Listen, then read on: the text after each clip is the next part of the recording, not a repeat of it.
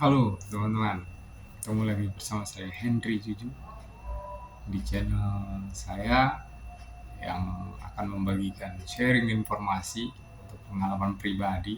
Saya bukan seorang mentor, saya hanya ingin membagikan apa yang saya alami dan apa yang saya lakukan sehingga uh, yang berkaitan dengan asam lambung, GERD anxiety disorder psikosomatik saya bisa jauh lebih baik lagi sehingga saya bisa melakukan aktivitas dengan normal, dengan santai, dengan tenang dan dengan sukacita tentunya.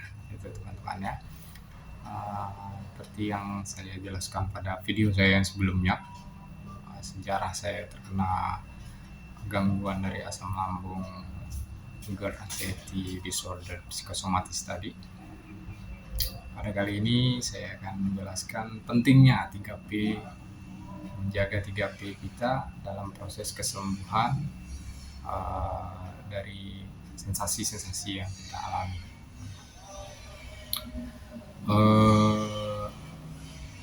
Untuk pola makan dan pola hidup, saya rasa kita sepakat dan konsisten teman-temannya. Kita bisa melakukannya. Yang penting ada niat. Ada niat. Nah, sedangkan untuk pola pikir itu yang agak sulit untuk kita melakukannya. Tapi bukan berarti tidak bisa. Nah, pola makan saya waktu itu awalnya seperti yang direkomendasikan itu makan dalam porsi kecil tapi sering, ya kan? Seperti itu tuh direkomendasikan dari beberapa channel dan dokter saya juga bilang waktu itu saya harus beriksa sering-sering makan ya, karena jangan langsung makan banyak, bahaya lambungnya seperti itu. Nah, setelah saya baca-baca, pelajari lagi, ketika itu saya lari dari jalur teman-teman. Lari dari jalur karena saya makan sering kok nggak ada berubah, itu yang ada semakin ada ketakutan, semakin ada kecemasan. Saya rubah, saya harus makan normal aja 3 kali sehari. Tapi dengan menghindari dulu semua pantangan-pantangan yang berkaitan dengan gangguan lambung tersebut ya teman-teman ya, tentunya supaya jangan menimbulkan kambuhan lagi gitu kan. Sedangkan rasa sensasi yang di lambungnya sendiri kan sudah berangsur pulih gitu ketika saya menjaga pola makan saya.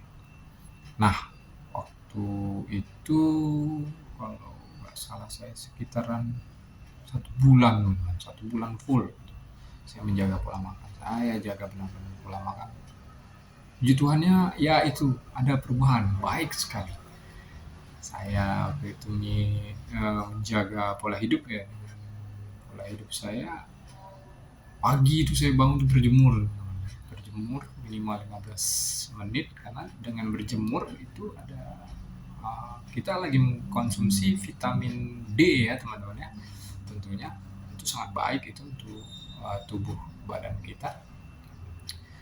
Terus saya dalam mengatur pola hidup itu juga saya sering melakukan aktivitas walaupun lemes, keliengan, nggak bisa jalan sampai saya nyandar-nyandar ke dinding ini. Yang penting saya harus bergerak, niat saya harus bergerak, badan harus digerakkan gitu kan, bergerak biar ada aktivitas. Jangan semakin kita duduk atau kita semakin berbaring, karena kan hobinya berbaring tuh, badan lemes seperti itu, keliengan seperti itu akan semakin membuat kita berpikir yang aneh-aneh teman-teman. Benar teman-teman, saya rasakan. Jadi saya usahakan bergerak sekitar dari jam 4 sampai jam 5 sore itu saya jalan sehat ya, sebisa saya, mampu saya, ke depan rumah, ke halaman rumah, pokoknya kena sinar matahari sore itu. Karena apa? Saya tahu saya ini tipikal insomnia, susah tidur malam teman-teman. Jadi ketika saya tidak menjemur badan saya di sore hari, tidak melakukan kegiatan di sore hari, saya nanti akan insomnia. Jalan satu-satunya ketika saya ingin cepat tidur, saya harus beraktivitas sore. Mau nggak mau harus saya lakukan selama 1 bulan. Nggak terasa teman-teman, memang ada perubahan ya, cukup besar perubahannya, luar biasa memang. Jalan-jalan santai, sore hari. Jalan 1 minggu saya mulai tingkatkan ke jalan seberang, ya kan, sebelah, ya kan. Jalan 2 minggu saya tingkatkan lagi jaraknya. Penting jalan santai saja, jalan santai, jangan lari ya, jangan jogging. Karena kondisi lambung saya kita jadi tidak sehat ya. Jadi setelah itu saya jalankan ada perubahan. Ketika ada perubahan itu ada semangat baru yang timbul. Itu ada semangat baru.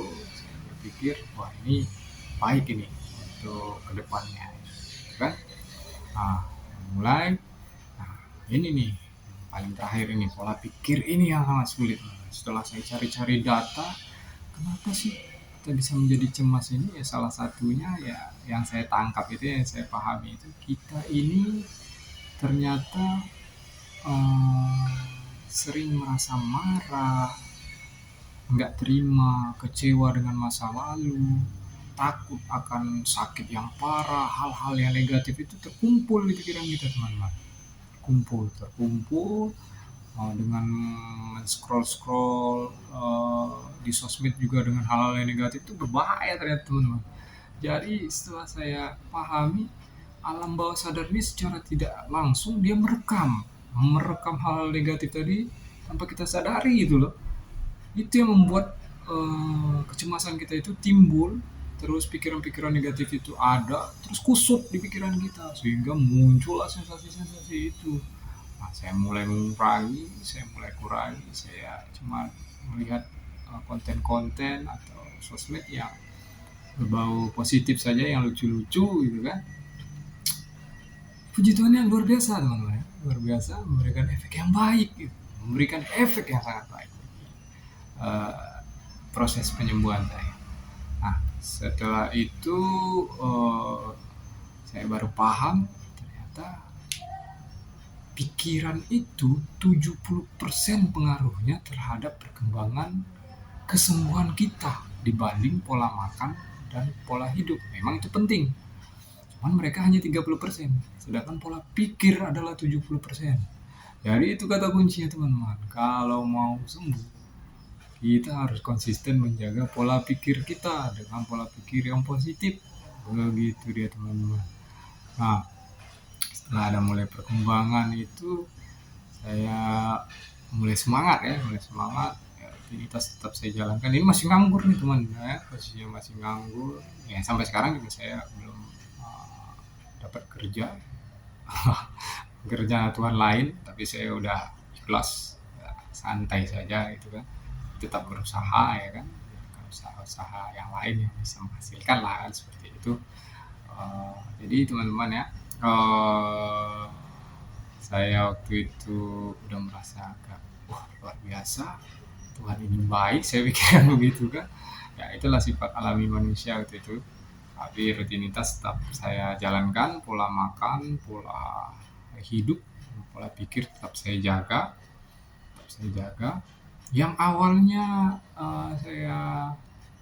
yang saya ceritakan tadi, dibawa ke pasar sama istri saya, merasa aneh di pasar, orang kok rame, kenapa gitu kan.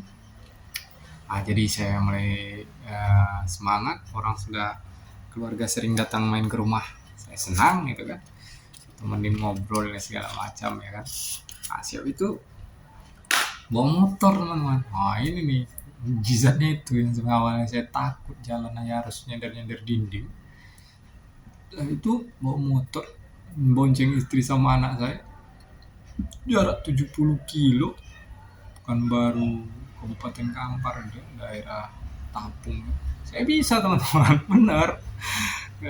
Kok bisa ya, walaupun masih ada sensasi yang tertinggal sedikit ya, karena itu sensasi yang paling lama tertinggal itu ya memang kelingan ya, kelingan yang lama pusing. Sensasi lain udah hilang, ya kan, tinggal itu lemes sama kelingan.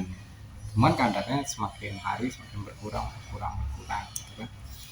Luar biasa, ya kan. Ya, saya mulai semangat waktu itu. Ada pun resep sehat yang saya konsumsi ketika itu, teman-teman ya.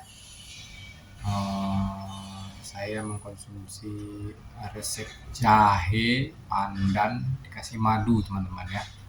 2 kali sehari itu. Jadi jahe sebesar jari jempol, sebesar jari jempol itu dipotong-potong, terus saya potong-potong, pandannya diikat ya, satu lembar pandan diikat, dikasih ke air panas mendidih teman-teman, tidak direbus, di air panas mendidih itu dimasukkan ke gelas, ditutup, tunggu sampai suam-suam kuku baru dikasih madu. Saya minum itu pagi bangun tidur sama setelah makan malam teman-teman ya, setelah makan malam itu saya rutinkan selama 1 bulan. Saya cari-cari informasi ya kan, info-info yang ada. Minyak zaitun teman-teman itu sangat bagus, apalagi kalau ada yang luka di lambungnya ya kan, berkaitan dengan gastritis kah, itu baik sekali itu untuk memperbaiki luka atau peradangan di dalam lambung kita dan tenggorokan kita gitu kan. Biasanya kan rasa ganjal ada nih di tenggorokan kita. Itu pas sebelum tidur 1 sendok makan, tapi minyak zaitun ini yang extra olive oil ya, yang extra olive oil, extra virgin olive oil, EVOO gitu. Jangan yang virgin olive oilnya tok, pokoknya EVOO gitu. Saya bukan endorse bukan, tapi itu yang saya konsumsi benar-benar 1 sendok makan ya, 1 sendok makan sebelum tidur pas gitu. Nah, itu sangat-sangat memberikan dampak kepada lambung saya. Memang lega, memang betul-betul lega.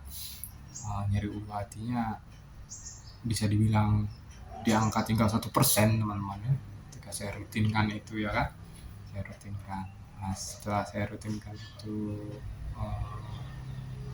jahe pandan madu, saya kalau nggak salah selama 1 bulanan saya jadikan 1 kali sehari saja sebagai maintenance saja teman-teman.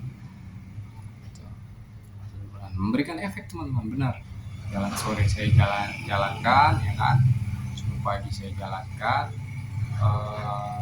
makanan masih tetap dijaga, pola hidup tidur juga dijaga, konten-konten yang negatif saya sampingkan, memberikan efek teman-teman, benar memberikan efek. Nah itu tadi gambaran-gambaran yang saya lakukan ya teman-teman ya, walaupun belum terlalu detail, nanti tetap saya akan sharing-sharing video hal-hal lain yang sangat membantu dalam proses penyembuhan saya yang terkena asam lambung GERD, anxiety, psikosomatik ini ya teman-teman ya. Saya berharap kita semua bisa cepat terbebas, bisa menjadi sehat, dan bisa beraktivitas kembali lancar seperti sedia kala teman-teman. Apa itu teman-teman ya? Timbulkan semangat itu teman-teman. Kita harus semangat. Apalagi yang kita punya, kita cuma punya harapan dan semangat dan punya Tuhan, cuma itu saja teman-teman. Betul. Hindari yang berbau-bau negatif, pikiran-pikiran yang aneh, berat, bukan berarti tidak bisa dilakukan. Ayo semangat untuk semua. Ayo semangat untuk maju. Ayo semangat untuk kembali beraktivitas normal. Setidaknya ketika kita jauh berubah menjadi lebih baik lagi, itu adalah sebuah perubahan yang besar teman-teman. Itu sharing-sharing dari saya. Ya kalau teman-teman juga mau tanya-tanya, ngobrol-ngobrol sekitar pengalaman saya, boleh kalau mau diinfokan langsung atau berkomunikasi langsung boleh nanti tanya-tanya ya, WhatsApp juga boleh, nanti saya pasti akan jawab, masih banyak waktu luang. Tapi sepengetahuan saya itu kan dokter, hanya berbagi pengalaman untuk teman-teman, karena saya udah janji ketika saya akan jauh lebih baik lagi mendapatkan berkat dari Tuhan seperti ini, saya akan berbagi ke orang lain, jangan saya simpan sendiri. Saya bukan seorang mentoring, saya cuma hanya penyintas yang pernah mengalami dan sekarang tidak mengklaim bahwa diri saya 100% sembuh, tidak, tapi saya rasa sudah, puji Tuhan, jauh lebih baik dibanding ketika saya terkena asam lambung, GERD, anxiety disorders, psikosomatis tadi. Sekian video dari saya, salam hormat saya Henry Juju, semoga kita sehat selalu, tetap semangat, kita masih punya harapan, kita masih punya alasan keluarga untuk kita sembuh. Dadah.